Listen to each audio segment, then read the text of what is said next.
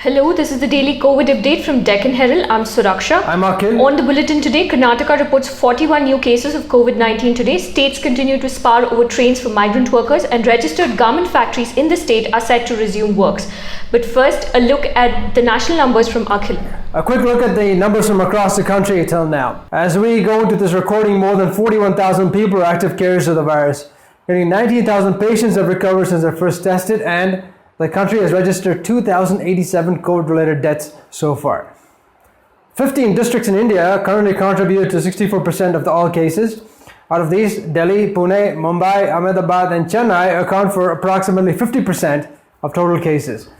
More than 15 lakh samples have been tested since the first case was recorded in India in January this year. Now we take a look at how the states did today. Maharashtra reported 1,165 new cases today, its highest single day spike so far. Gujarat reported 395 new cases and has more than 5,000 active cases. Delhi is on the third spot with over 4,000 active cases. As COVID-19 cases continue to rise, Union Health Minister Harshvardhan has said that India is prepared for the worst scenario, but that a situation similar to the Western nations may not happen here. In addition to this, the Health Ministry has changed its discharge guidelines for COVID-19 patients. According to the new guidelines, patients with mild, pre-symptomatic, and moderate illnesses do not need to be tested before discharge. Only those with severe illness or those who have a compromised immunity will have to undergo diagnostic tests before they're allowed to leave the hospital, apparently.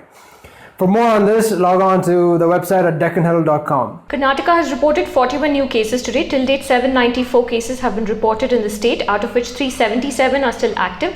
6 patients are in the ICU and 386 have been discharged. 41 new cases reported today. 6 from different districts have a travel history to Ahmedabad. 12 new cases have been reported from Bengaluru urban, 8 from Bhatkal and Uttara Kannada. 6 are from Davanagere. Tumkuru has reported 4 cases, while 1 is connected to the containment zone in Padarayanapura.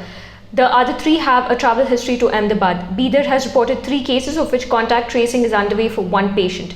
Bantwal in Dakshina Kannada has reported 3 cases. 3 cases from Chitradurga have a travel history to Ahmedabad. 1 case has come in from Vijaypura, and contact tracing is underway for 1 reported case from Chikbalapur.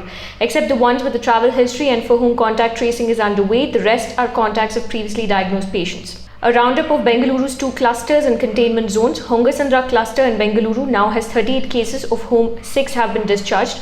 These are all migrant workers and their contacts. The source of the infection of patient 419, the index patient, remains unknown. He has infected 34 others. In Hongasandra, 186 primary contacts and 65 secondary contacts have been evacuated, quarantined, and their samples taken. All have tested negative. In another case in the cluster, the source of infection for 3 patients of a family in Mangamanapalia, including a truck driver, his wife, and son, is unknown. The Padarayanapura cluster has 45 patients. So far, the authorities have identified only 3 index patients for all these patients. 24 cases in Padarayanapura are contacts of 3 patients with a travel history to New Delhi. From these 3 cases, P167, 158, and 181, it spread to 24 others. 169 are primary contacts, 313 are secondary contacts, and among the randomly tested 185, 5 have returned positive. Medical Education Minister Dr. K. Sudhakar has instructed the officials to test all senior citizens residing in the red zone. Padarayanapura has about 7,500 houses and a population of over 40,000. In national news, in Delhi, a mismatch between the COVID-19 numbers reported in the Delhi Medical Bulletin compared to those reported by hospitals has led many to question the data being released by the Delhi government. The Health Bulletin had reported 68 deaths on Saturday versus hospitals reported at least 124 deaths. Ram Manohar Lohia Hospital, run by the central government, said that it reported 52 cases of deaths to the Delhi government, but only 26 were reflected in the latest Health Bulletin.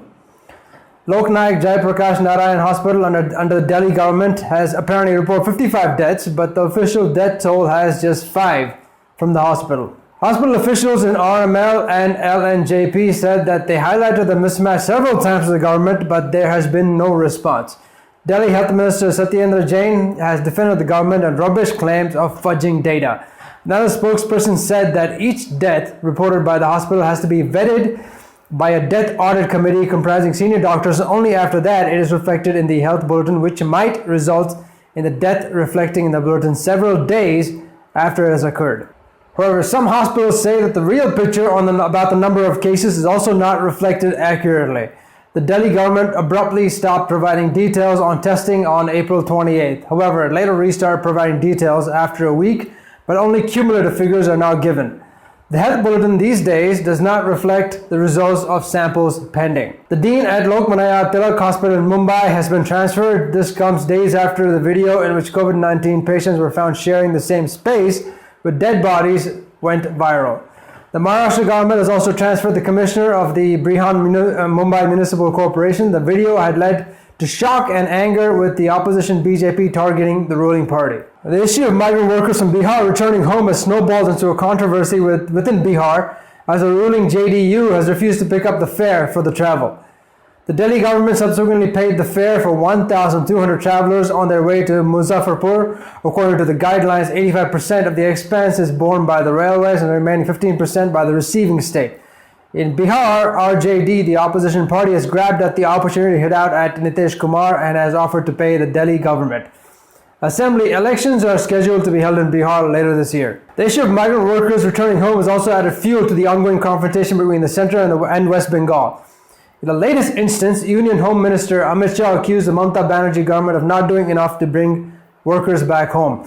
TMC MP Derek O'Brien hit back at the Union Minister, calling the accusations a lie. He said that trains have already reached from Kerala and Rajasthan, and an official list mentions Bengal-bound trains from Punjab, Tamil Nadu, Karnataka and Telangana. In news from Karnataka, the COVID-19 task force has deferred making a decision on a new containment plan in which only individual houses or buildings will be sealed off instead of an entire locality or area. The idea was deferred as it was seen as too radical for now, and it is likely to be revised after a week. The idea was floated as the centre has allowed home isolation and treatment of mild COVID-19 cases. Medical staff at Wani Vilas Hospital walked out to register their protest after one patient who had come in for her delivery tested positive. While the hospital has so far been receiving cases suspected of COVID-19, the patient who turned positive was the first for the hospital. The patient had arrived at a late stage in her pregnancy, and though a swab test had been conducted, her results were awaited. By the time the results arrived, some staff from the hospital had spent over 4 hours with her, and a large number of primary and secondary contacts had been generated. There are currently 12 suspected COVID cases at the hospital, 5 of them postnatal. The hospital has not been using personal protective equipment for suspected cases so far. Staging a protest, some staff demanded that a special team be set up at the hospital to handle incoming cases. Moving on, Karnataka has permitted garment factories located in red zones but outside containment zones to resume operations at 1/3 strength. This is applicable to those factories which are registered with the Apparel Export Promotion Council and have an importer-exporter code. Earlier, garment factories were given permission to operate only for the purpose of stitching PPE kits. It is estimated that over 3 lakh people are employed in the garment sector. The government has also clarified that migrant workers, pilgrims, tourists, students and others can hire and use buses provided by the State Transport Wing to travel from Karnataka to other states with relevant permissions but on a payment basis. An update on the repatriation flight from Dubai to Mangalore, the flight scheduled for May 14th has been rescheduled and will now arrive earlier than planned on May 12th. And before we go, a few days ago, an order issued to schools in the state not to increase tuition fees for the 2020-2021 academic year considering the financial crisis caused by the COVID-19 pandemic.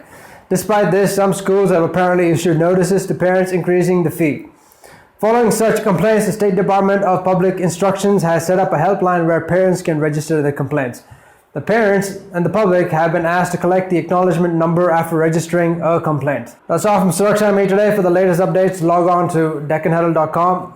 Stay safe and we'll see you tomorrow.